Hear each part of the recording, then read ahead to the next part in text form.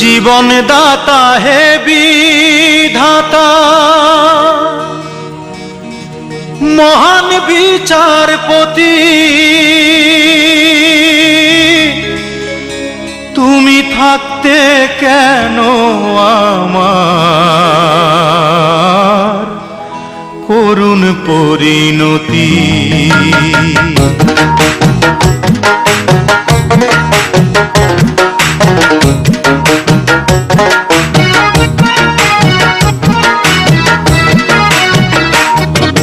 বিচারপতি তোমার কাছে বিচার না পেলে ভাবে পিটিয়েছেন, মানুষকে ভাবে মারে আসলে ভাই।